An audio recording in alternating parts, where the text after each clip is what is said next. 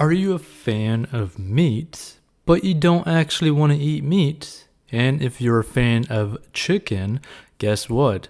Apparently, Beyond Meat launches a meat-free chicken tenders in US restaurants. Now, the reason why this is even worth talking about is that when it comes to like a business perspective, this could probably generate the company a lot of money. Now, the reason why this is such a big deal is because chicken, right? And specifically chicken tenders is one of the most consumed fast food products, I believe, in the world, right? And everyone knows someone that loves to eat chicken tenders or loves just getting chicken tenders from like McDonald's or Burger King and so on and so on. Like that's basically all they eat for some odd reason, right? So this could generate a lot of revenue. This could bring in a lot of people who are probably never interested in Beyond Meat are willing to try it, right? Now, I'm not saying that it's going to be a good product or not, but I'm saying when it comes to like a financial perspective, this is a very smart move for them because one, it gives them another SKU. It kind of like opens up their brand, their company to a brand new audience that would never even have looked their way. Because there's just some people who are not burger people, just like there's some people who are not hot dog people, and there's some people who are just not chicken people, right? But you get into that zone, that's just more and more chances of someone basically stumbling upon what you have to offer and be like, you know what? I like that. You know what? Let me try this. I like chicken tenders. Maybe I feel like I want to try to eat healthier, so maybe I'll try this because it has less meat or something. Because some people have that, idea that eating meatless fake meat means that it's healthier, which it's not. Like, technically speaking, Beyond Meat burgers are actually extremely unhealthy for you and are extremely high in calories compared to what they offer, compared to basically anything else. So, health-wise, Beyond Meat really isn't that great, but for the people who are like looking for, a vegetarian alternative and all that kind of stuff, it's an option out there, right? So, if for some reason you're not eating meat, if for some reason you're not eating chickens, but you still want to have like the taste of a chicken, it might be worthwhile to go and try it. But again, the main thing is this is probably a really, really good business like move on Beyond Meat's side because let's face facts. They need to produce more products, sell more products, get more revenue to bump up their stock price, to make all their investors happy so that they could keep on basically improving the public's perception of them, basically just scale and scale and scale as hard and as fast as they can so that they could basically potentially do like, a crazy, crazy massive sale, like, the owners and all that kind of stuff and make a crazy amount of money. But let's get into the story. So Beyond Meat brought back a chicken offering to its product portfolio with the launch of plant-based chicken tenders on Thursday as the Full Meat Maker looks to capitalize on booming demand for meat alternatives amid a shift toward healthy eating in the pandemic. But again, Beyond Meat is actually very unhealthy for the average person. So the company is launching the product in around 400 US restaurants more than 2 years after it discontinued a frozen chicken strip offering due to negative reviews.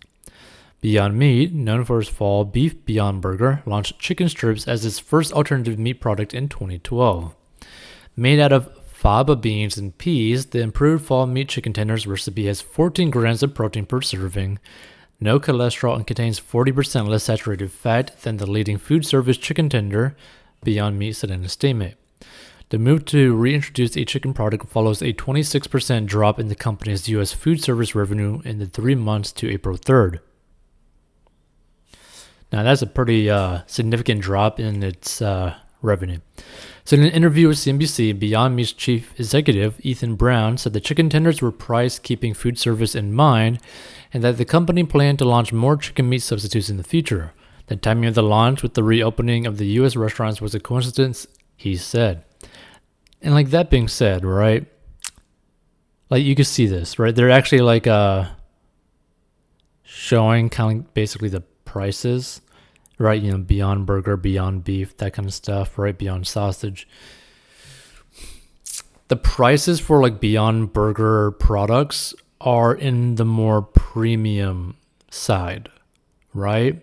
So for the average like American that is probably living paycheck to paycheck, they're most likely not going to be able to even really be able to afford something like this.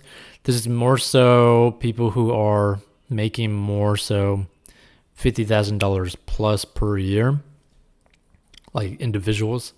Because the thing is, like, I mean, you just can't really afford to keep eating Beyond Burgers all the time, right? Like, it adds up. And also, it's not really healthy. And it has a high amount of calories. So they need to find different ways to obviously increase their revenue, because a 26% drop in revenue is pretty massive. So Blissful Burgers, Detroit Wing Company, and Melt Bar and Grilled are some of the smaller chains and restaurants where the chicken tenders will be available on Thursday, the company said.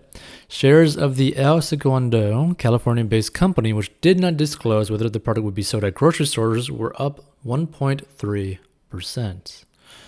So again, this is something that they needed to do, obviously, to try to find a way to increase their revenues, because again, a 26% drop in revenue for, you know, a company that makes the majority of their money from basically grocery stores, you know, it's not good, right? It doesn't look good. It's not boding well for the company. Investors that look at the company and see that kind of like revenue drop, they're like, should we keep putting money into this? Should we really keep holding this stock? Is it really worth that? Is it really worth the price that it's trading at? Probably not. So Beyond Meat, Beyond Burger, right, has to do something to keep investors interested, to get new investors, to raise the stock price, to make some sort of, you know, news headline, to basically bring more traffic to their company, all that kind of stuff, right? And the thing is, there's going to be more and more alternatives out there as time goes on. And really, more so than anything, right? More so than anything when it comes to like items in a grocery store,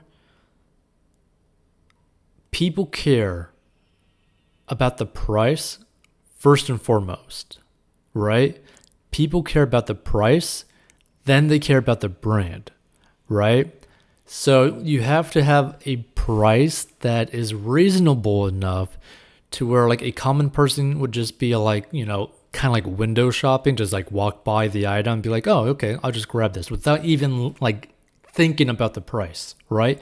Then they have to be so accustomed to your brand to basically be like, yeah, you know, that's the only option that I could pick, right? Like that's the only thing I'm even remotely familiar with. So yeah, I got to pick that one other than all the other ones, right? That's why the marketing needs to be on point, but then the pricing needs to be on point. Those are like the two biggest factors for this to really have like a big impact. And if they get the marketing correct about their chicken tenders, and they get the pricing correct, if they were to introduce it to the grocery store chains, then they can make it really worthwhile. That being said, who knows what they're going to end up doing, but it's going to be interesting. Hopefully it's actually low in calories. Hopefully, you know, it's actually worthwhile for people to actually get. Hopefully it actually tastes good so that people could actually enjoy it, because you should try to enjoy the food that you end up eating. By the way, if you stumble upon this, feel free to give your thoughts or share this with someone else, because, I mean, do you think this is a good option for you or someone else? Personally, if you were to actually look at the ingredients on a Beyond Burger, it is super unhealthy, and I don't think anyone can really justify promoting it in a health context, but in alternative context, yeah, you can.